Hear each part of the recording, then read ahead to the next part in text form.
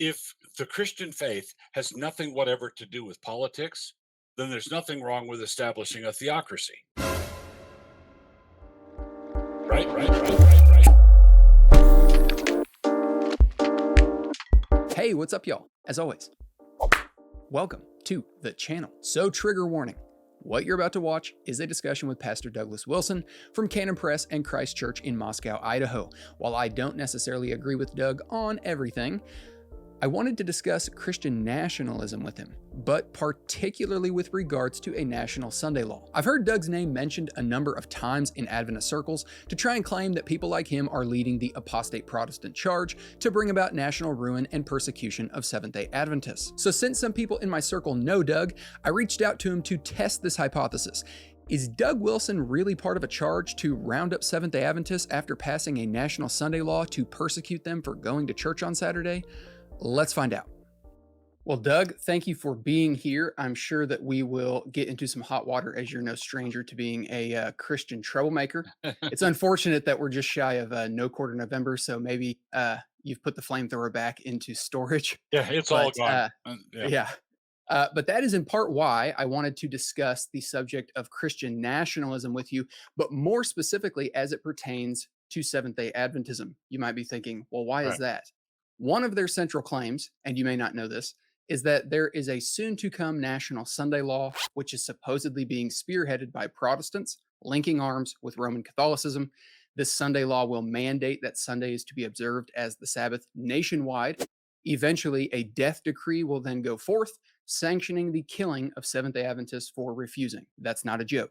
Many in those circles point to people like yourself, I've heard your name specifically, to say that Christian nationalists are leading the charge. So, to start, I want to ask you, how do you define Christian nationalism? And is Doug Wilson a Christian nationalist? Yes, I am willing to call myself a Christian nationalist. It's a term I probably wouldn't have invented myself and applied to myself, but I'm willing to work with it and go along with it because I think I can explain it in 30 seconds or so. And I prefer it to some of the other terms that I routinely get called, like white supremacist or theo-fascist. So Christian nationalist is fine. I'm a Christian and I'm a citizen of this nation, and I believe that this nation ought to obey God. And just so we're clear, you're not advocating for a form of American supremacy, kinism, or a resuscitation of antebellum American time period, correct? Because any Correct. sort of view that's typically advocating for Christian influence in society is often unfairly labeled as advocating for those such things. That's not what you're advocating, correct? Not at all, and would be in the forefront of fighting a bunch of those manifestations, which I would regard as sinful distractions. So Excellent. I would expect a Christian South Korean to be a Christian nationalist also, but not of America, right? Right. Correct. Right. I don't believe that everyone in the world has the duty to be an American, but I believe that all Americans have a duty to be Christian and have a responsibility to want their nation to be more obedient than we're currently being. Yes. So that's the context in which this sort of discussion will be coming from. Now, Ellen White, the SDA Yeah. Church's prophetess, she had this to say about the future, which is why SDAs are anticipating these things. And this is only a fraction of her claims, but notice what she says. Laws enforcing the observance of Sunday as the Sabbath will bring about a national apostasy from the principles of republicanism upon which the government has been founded. The religion of the papacy will be accepted by the rulers, and the law of God will be made void. Close quote. And this will eventually lead to this. The whole world is to be stirred with enmity against Seventh day Adventists because they will not yield homage to the papacy by honoring Sunday, the institution of this anti Christian power. Close quote. This national Sunday law will start in America and eventually become global. And they Right. believe that when this happens, Seventh day Adventists are going to have to take a stand for the Seventh day Sabbath and be prepared to die for such. So, my Right. question for you, are Christian nationalists like yourself seeking to pass a national Sunday law that will eventually lead to persecution coming for those who want to observe Saturday as the Sabbath? No, I've never heard anybody proposing that or talking about it or wishing that they could. I do believe that the Sabbath is going to be part of a reformation of our morals. I don't believe the fourth commandment has been retired in any way. So if there is a national reformation and revival, I believe that that will result in a national honoring of the Lord's Day. I do believe that that's going to happen. But I'm a federalist. I don't think the mechanism for it ought to be the federal government. I believe that Sabbath laws, or what they used to be called blue laws, should be a municipal, local, county sort of thing, not national at all. Okay, and and I also believe that from the founding of our country down to the time when I was a young man, I was in the Navy when Virginia um, uh, jettisoned her blue laws, her Sunday laws. Um, and so, for virtually the entire history of the United States, we had legal protection for the Lord's Day, and it didn't lead to this persecution or genocide of Seventh-Day Adventists. I have no problems affirming that the rights of uh, the liberty of conscience of Seventh-Day Adventists ought to be respected and honored. They they uh, this is the extent of the persecution that I'd be willing to um, deploy against a Seventh Day Adventist. He would not be able to go into a shop and buy a shovel. That's how. That's the extent of the Right, right. That would be Well, the it's funny. extent of the persecution. Well, it's funny because they love to point to the blue laws. They love to point to 1888 and these sorts of times in American history to try and say that that was kind of a precursor for what's coming. At the end of the 19th century, actually from a little beyond the middle to the end of the 19th century, there was a national reform movement to establish a national Sunday law. And many people were persecuted in certain states because they did not respect Sunday as a day of worship. But I think when you dig into those sorts of things, kind of like you said, it's really it doesn't fit the bill at all for what they're saying is coming. So there's kind of a big jump that has to happen between that to what they're actually saying. Kevin Paulson, he's an Adventist pastor and apologist. On his website, AD Vindicate, he had this to say regarding the new Speaker of the House, Mike Johnson. He says the new Speaker of the U.S. House claims to base his worldview on the Bible, but he needs to consider certain passages, including some from the lips of Christ himself, which contradicts his thinking regarding the relationship of church and state. When arraigned before Pontius Pilate, Jesus was accused by the Jewish leaders of saying that he himself is Christ a king. Pilate proceeded to take Jesus aside in private, asking him, "Art thou the king of the Jews?" Jesus responded, "My kingdom is not of this world." One congressional colleague has warned that the leadership of the new House Speaker might well demonstrate what theocracy looks like. Whether such will happen under the present speakership, we cannot say. But Seventh day Adventists know from the inspired writings, referring to Ellen White, that a man made attempt at theocracy is much in America's future.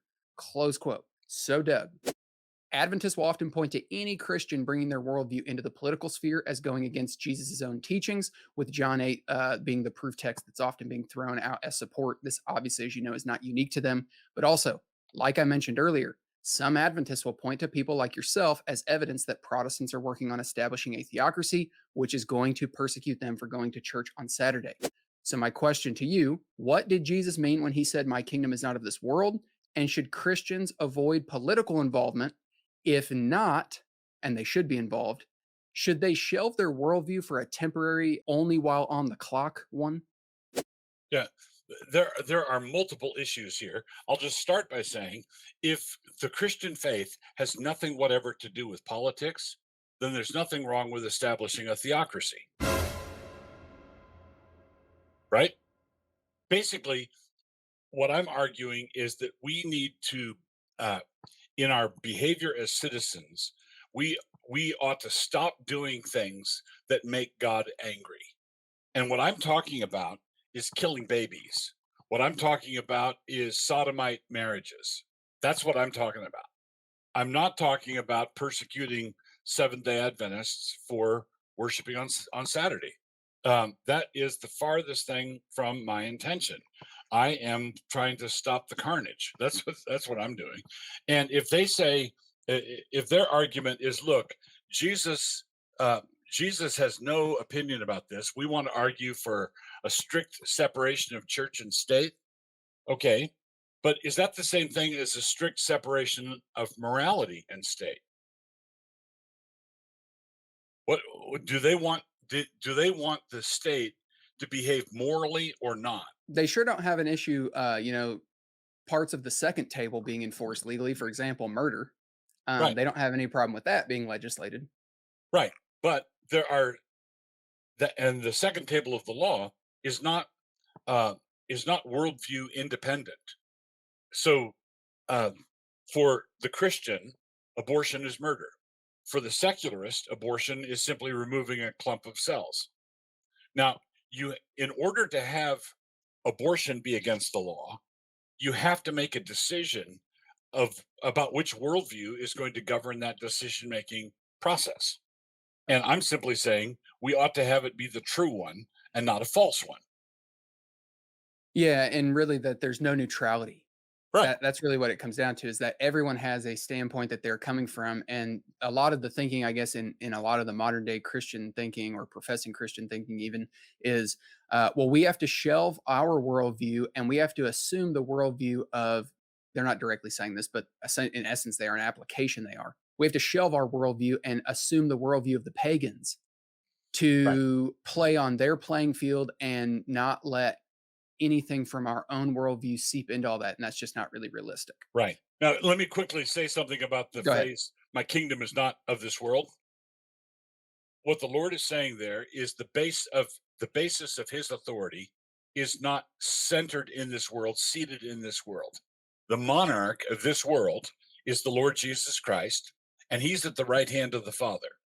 It's not from this world. So the secular project that I'm opposing as a Christian nationalist is a the secular project wants to have the government of our nation be centered in this world. And I'm arguing that we need a transcendental authority, a transcendental right and wrong, overarching all of us. We have to fight for a kingdom that's not of this world. Yeah, and I think a lot of times too, people don't realize that statement by Christ is not a statement about limiting domain. Right. He already says in the Great Commission that all authority in heaven and on earth is already his. So Exactly. go therefore.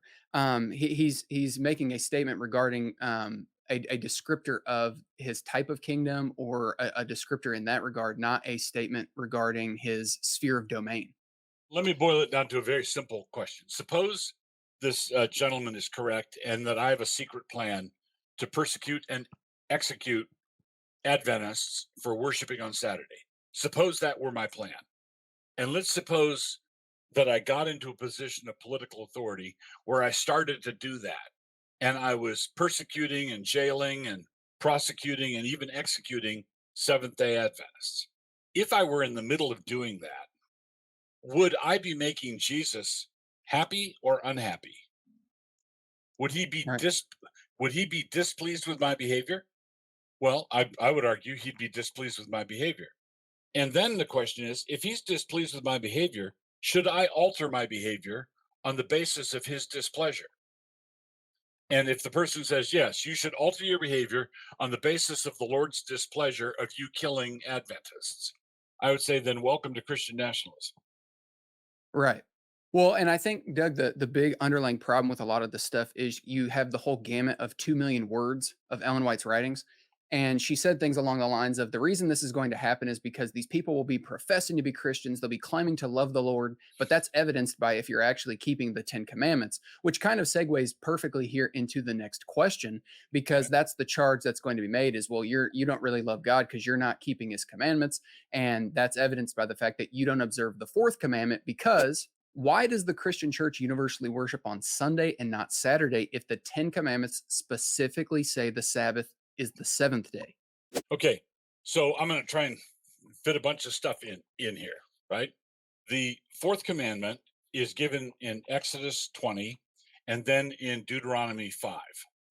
There are changes in the wording of the fourth commandment in the 40 years between the beginning of the wilderness period and the end of the wilderness period. Uh, so the reason for the Sabbath commandment uh, in Exodus 20 is one of them is the creation of the world in 6 days, and the Lord rest on the seventh, and the other is the deliverance from Egypt. Okay, the foundation or the grounding or the reason, and they're obviously not mutually exclusive. Then throughout the Old Testament, as any good Seventh-day Adventist will tell you, throughout the Old Testament, the Sabbath is praised and honored as a forever kind of thing. As long as the sun and moon are in the sky, you're going to have the Sabbath. The Sabbath is wedded to the creation. And so nothing will serve to alter the day but a new creation. You can't, as far as the old creation is concerned, there is no way to have anything other than a seventh day Sabbath in the old creation. But in the New Testament, that's precisely what we have. We have a new creation. Jesus says in Revelation, "Behold, I make all things new." And so this is why in Hebrews 4, verses 9 and 10, I'm a Sabbatarian, meaning I believe in the continuing validity and authority of the fourth commandment. But I believe there's been a change of the day, just as there was a change in the rationale between Exodus and Deuteronomy. So the fourth commandment, the rationale for it changed within the Old Testament. And then because of the death, burial, and resurrection of Christ, we have the establishment of a new creation, a new heavens and a new earth. And consequently, and this is what Hebrews 4, 9, and 10 says, therefore there remains a sabbatismos, a Sabbath rest for the people of God. Well, why? Well, because Jesus Christ rested from his work the same way God rested from his work. God created the world in 6 days and rested on the seventh. The Lord Jesus completed his work 3 days and 3 nights in the tomb and then entered into his rest, just as God entered into his rest. And that's why we still have a Sabbath day. So that's in a nutshell my case for first day of the week Sabbatarianism. Correct. And folks, we've gotten into this a bunch on the channel. If you've been around for any length of time, you know this. We have articles on the website. What Doug said there very succinctly, we have said in hours and hours and hours and hours breaking this down. Doug, I think another interesting point that often gets overlooked in this discussion, Dr. Philip Kaiser actually brings this out in his book, Sunday is the First Day Sabbath. He rightly points out that in the beginning, prior to the fall, because Adventists love to point to prior to the fall and say, well, it was established the seventh day prior to the fall. Um, but they don't understand it wasn't man's seventh day.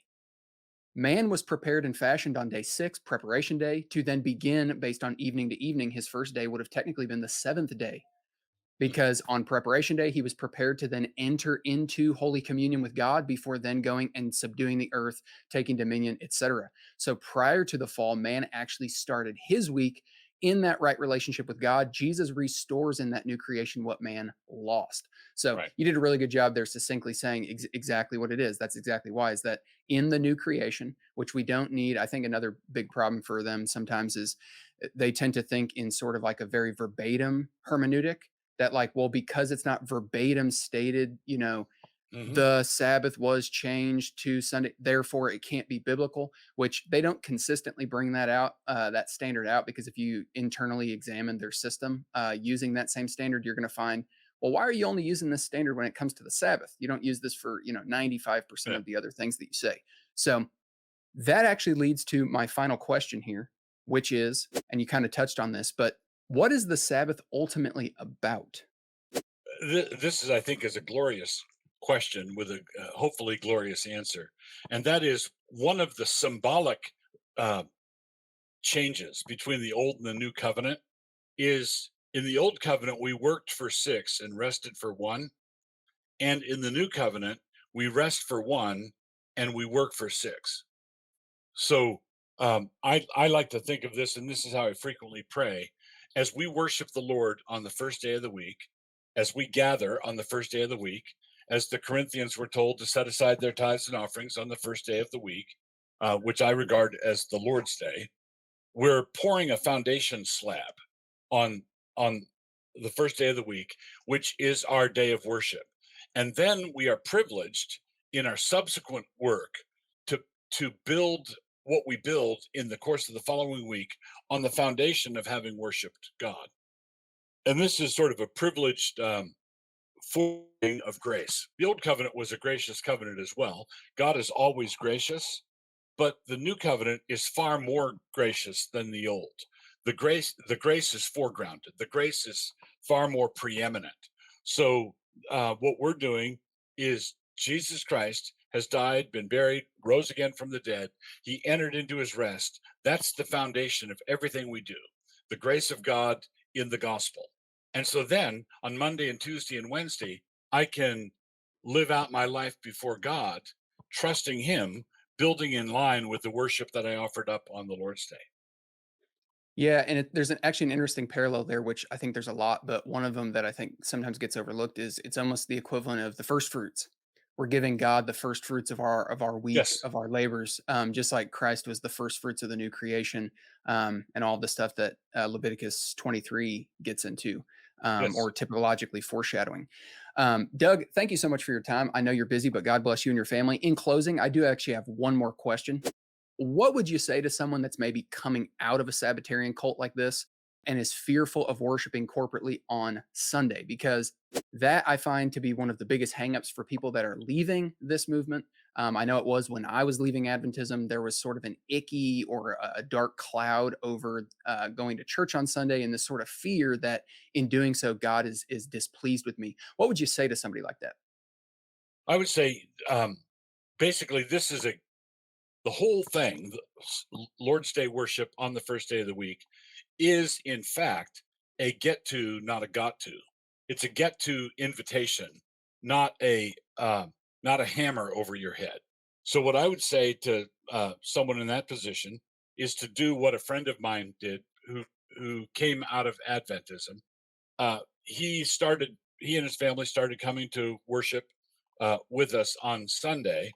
But what they did is and I think this is largely for cultural reasons, they have a devotional time with a family devotional time on Saturday, which is certainly permissible and lawful, and nobody's going to be upset with them or execute them for it. Um, and they can enter into the worship together with God's people who have been liberated by grace, who are not under the law and not under all the strange legalisms that exist in Adventism. And if someone's coming out of Adventism, the chances are pretty good that they are very much aware of the legalistic atmosphere that can exist there, and they just need to worship God in a free in the liberty that is in Christ. But if you want to have a Bible reading with your family on Saturday, do it. Amen. Well, like I said, Doug, thank you so much. I know you're busy, and I've gleaned a lot from you over the years, and so I'm appreciative of that. If you ever come to Tennessee and visit Dr. Grant, maybe we'll cross paths Oh, sometime. that'd be wonderful. All Yeah, right. Thank absolutely. you. Yeah, All thank right. you. So there we go. Nope. Doug Wilson and Christian Nationalists are not seeking to persecute Seventh-Day Adventists, nor is he a part of some secret coven of apostate Protestants that want to strip Adventists of their freedom of conscience and liberty. Oh, except to the extent that Adventists wouldn't be able to buy a shovel on a Sunday. Nevertheless, if you enjoyed today's content, smash that like button, subscribe, and don't forget you can visit answeringadventism.com to partner with us, access more resources, and even sign up for our monthly newsletter. As always, until next time, God bless.